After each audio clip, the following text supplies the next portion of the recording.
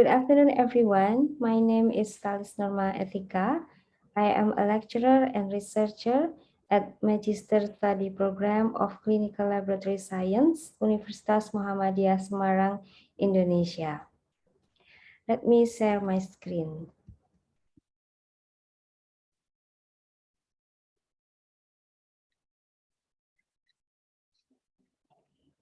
I feel honored to be invited as a speaker in this international conference on advanced on biological science and technology, or ICABST 2021 today, held by the Asia Pacific Association of Natural Science and Engineering.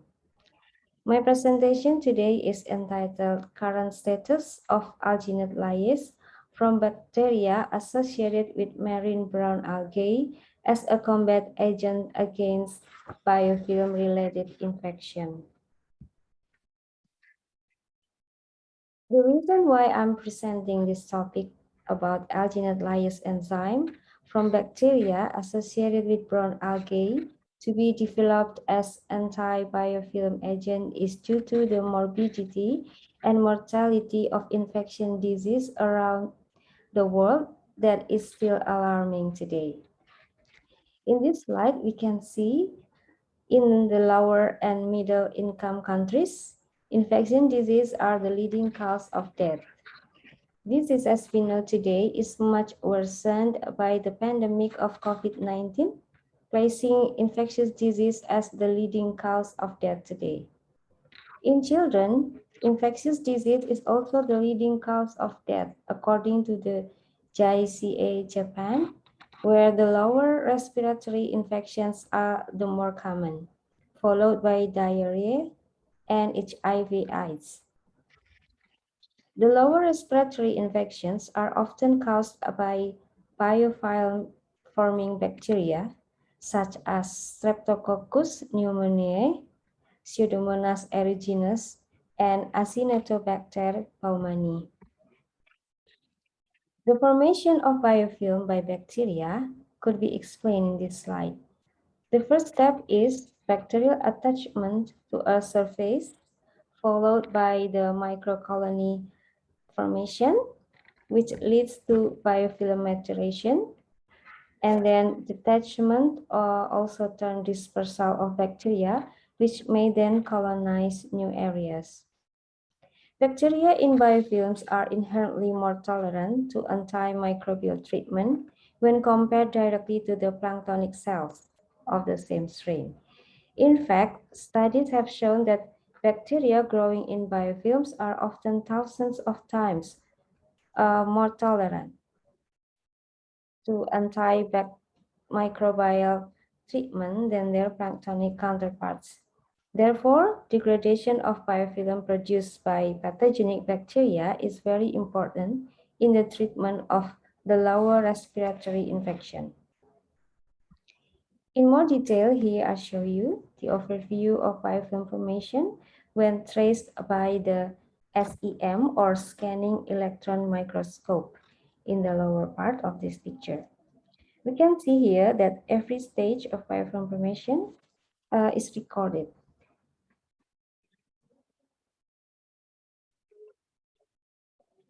The need of anti-biofilm agent in the world is on the rise. In fact, the cost to eradicate bacterial biofilm are also continuously increased as displayed in this graph. And the market for products required in biofilm treatment is steadily growing all over the world.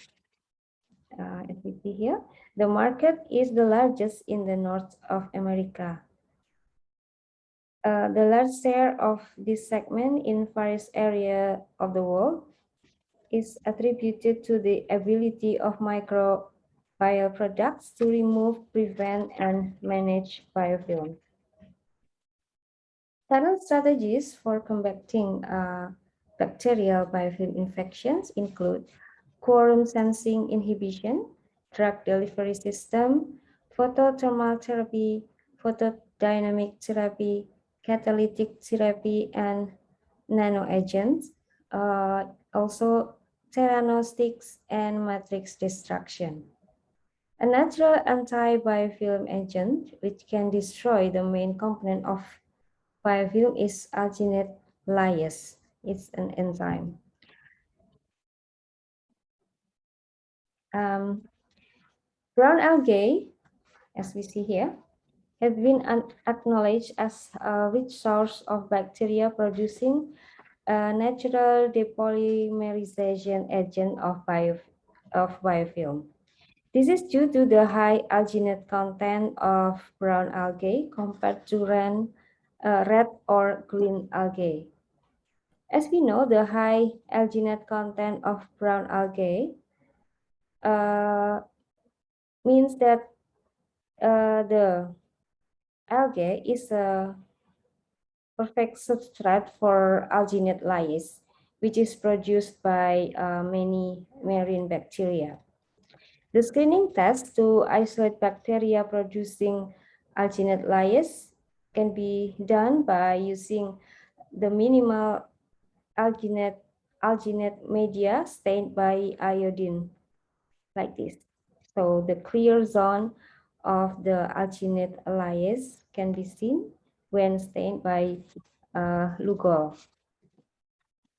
The administration of alginate lyase can disrupt or destroy biofilm, as displayed here at the scanning electron micrograph, comparing before and after treatment. And this can be done by applying alginate lyase to biofilm of pathogenic bacteria. The role of alginate lyase in the eradication of bacterial biofilm infection can be summarized in this illustration. Ideally, alginate lyase work in parallel with antibiotics. Alginate lyase allows antibiotics to kill bacteria easily because bacterial cells, as they are in planktonic cells, are more susceptible to antimicrobial drugs than when they are in biofilm shape. So alginate lyase's role is to disrupt the biofilm here and then causing the bacterial cells to get exposed to the drug.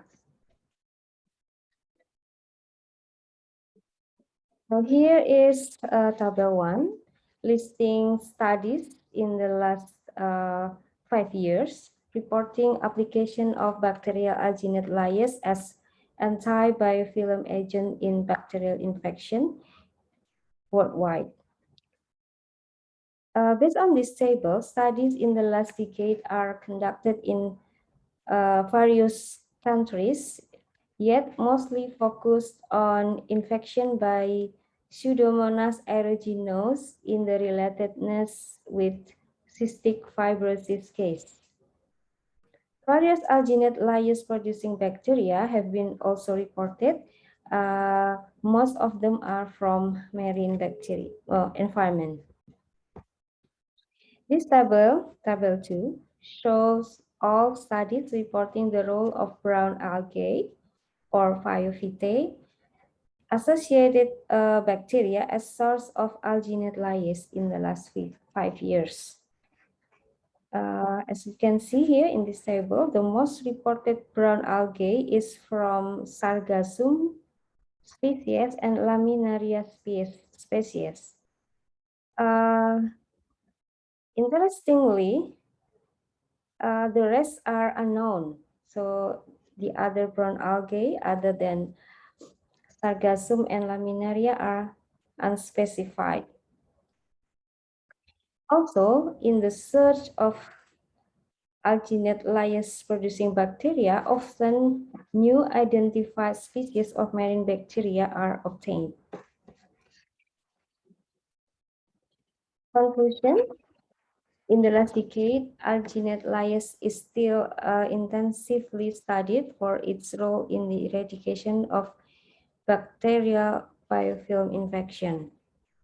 Among the most studies of the application of alginate lyase as anti-biofilm agent in the world were two cystic fibrosis case, an infection caused by Pseudomonas aeruginosa, unspecified brown algae, followed by Sargassum and Laminaria sp, have been mostly studied as the source of bacterial alginate lyase without regards to their alginate contents. My recommendation is it is expected that the use of alginate lyase as anti-biofilm agent could be expanded to broader cases of biofilm-related infections in the world, not only limited to cystic fibrosis cases in the future. That is the end of my presentation. Thank you for all of your attention. You may contact me for any question to conference Q&A. So have a nice day. Greetings from Indonesia.